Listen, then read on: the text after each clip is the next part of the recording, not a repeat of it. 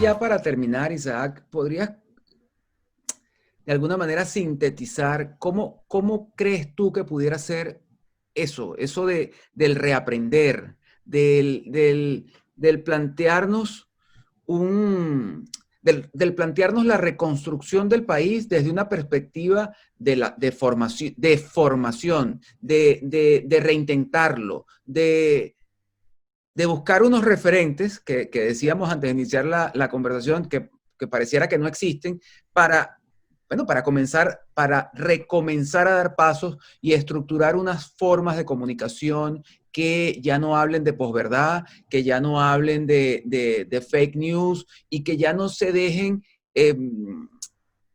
como impulsar por cualquier cosa que se me viene a la mente, sino que las cosas que los mensajes tengan argumento y estén sustentados en los hechos. ¿Cómo sería eso? Bueno, lo primero que creo que se debe dar con un cambio político es que hay que salir de la lógica de la propaganda. O sea, nosotros hemos estado imbuidos, poco aplastados por la lógica de la propaganda. La lógica de la propaganda, primero, es una lógica efectista, o sea, que busca, digamos, pegarnos en las emociones, en los instintos, en lo más primario. Es una lógica simplista, busca, digamos, explicar el mundo a partir de dos o tres variables y todo el mundo se explica porque existe el imperio o porque existe X o Z.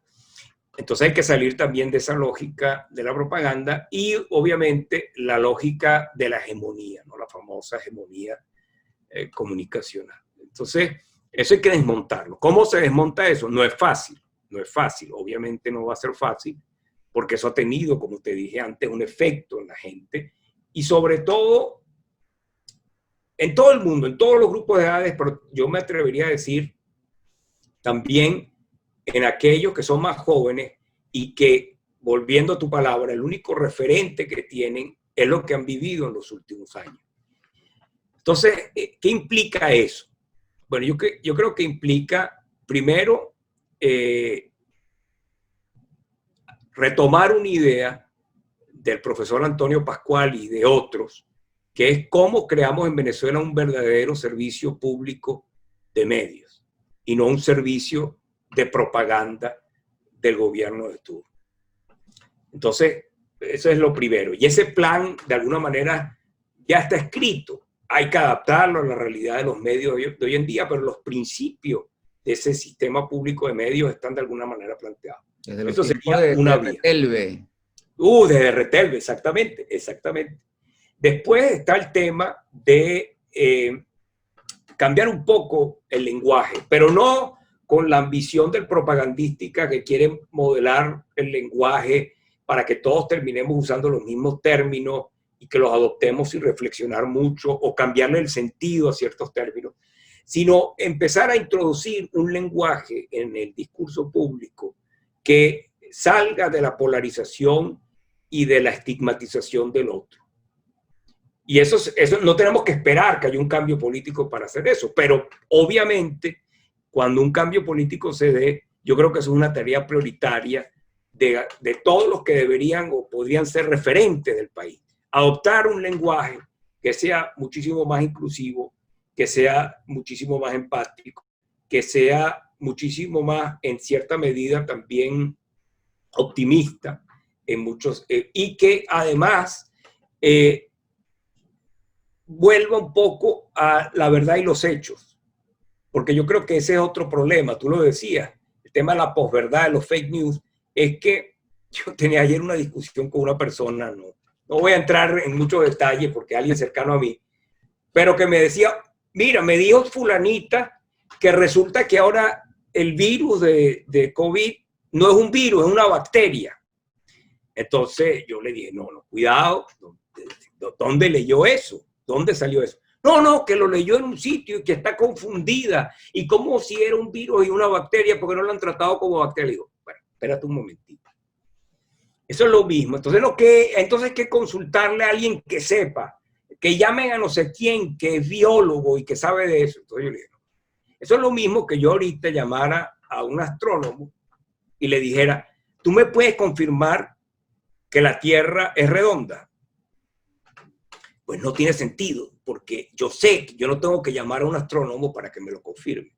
Pero ¿qué es lo que pasa en este mundo de la posverdad? Es que obviamente la gente, mucha gente lamentablemente cree en cualquier cosa porque tiene un viso de legitimidad, porque lo leyó en tal sitio que ellos saben lo que dicen. Y yo creo que una de las tareas de reconstrucción del país es volver a poner los hechos y la verdad en la palestra pública.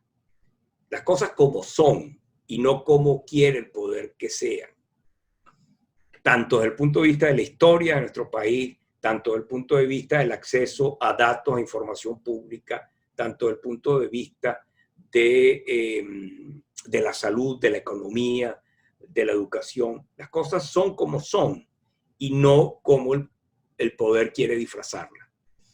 Y eso, bueno, todo eso parece ahora titánico, difícil, como muy cuesta arriba, porque claro, estamos ahora además sometidos en Venezuela a una doble crisis, la pandemia y la crisis económica y social que se agudiza con la pandemia. Entonces todo eso nos parece como muy difícil de alcanzar.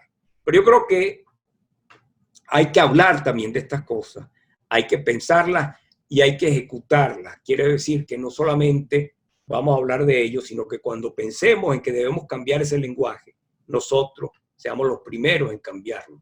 Cuando pensemos que hay que restituir la verdad, nosotros nos convirtamos en voceros de la verdad, de los hechos, y así en todo lo que hacemos. Oye, muchísimas gracias, Isaac Nahón, por haber compartido con nosotros esta visión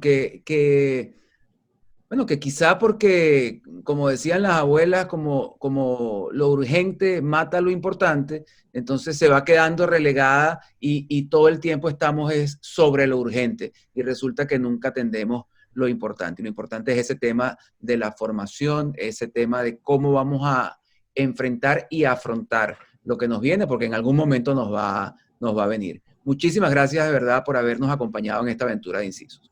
Gracias, Alfredo, por la oportunidad. Vale. Amigos, nos vemos en un próximo Incisos.